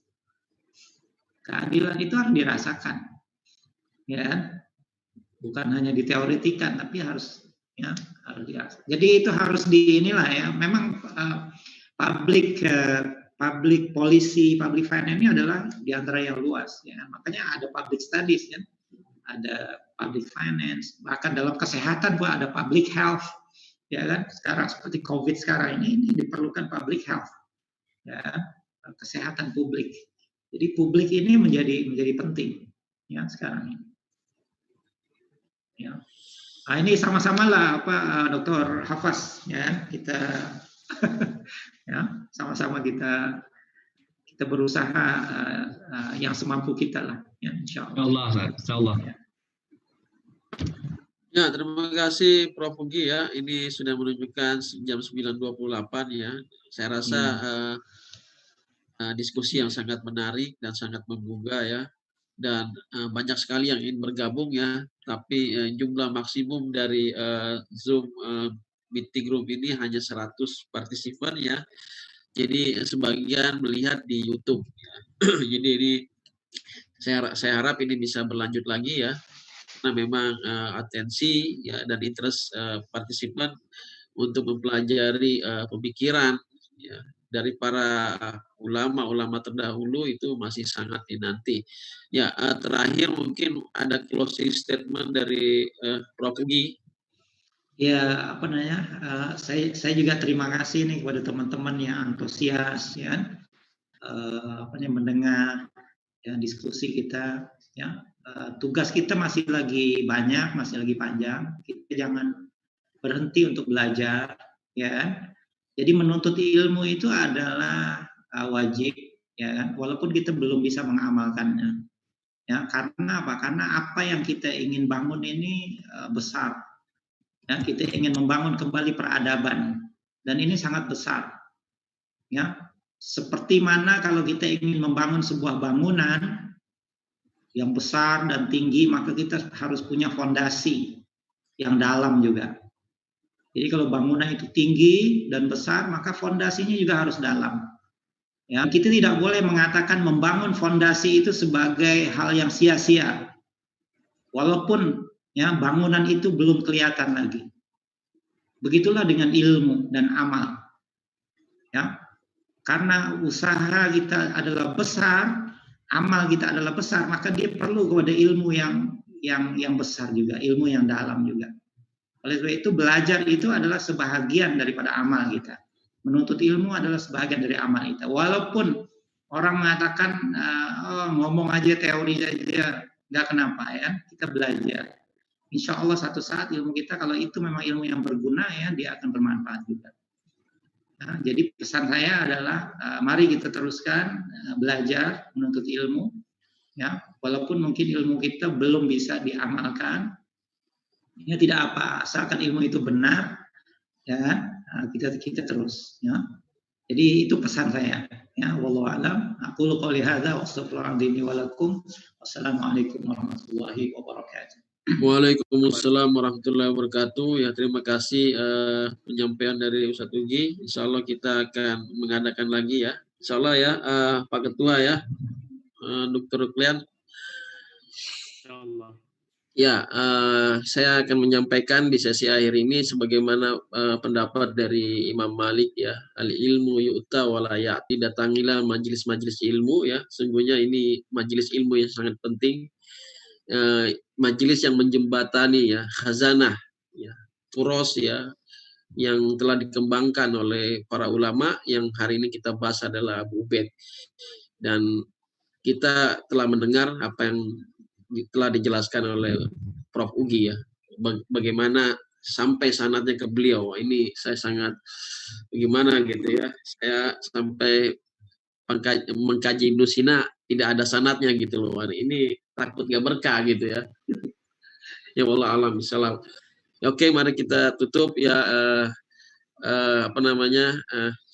kajian ya kitab Al-Amwal Abu Ubaid Al-Qasim ini ya dengan membaca tasbih kifarah ya.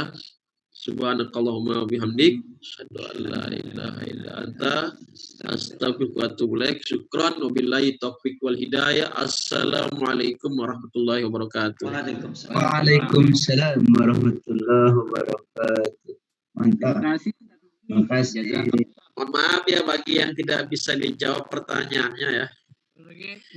Bang Rasid, Pak Amar. Thank you. Mantap. Ini harus Ustaz Rasid ini. Saya kita ini sukanya ini lucu. Mantap betul. Syukran.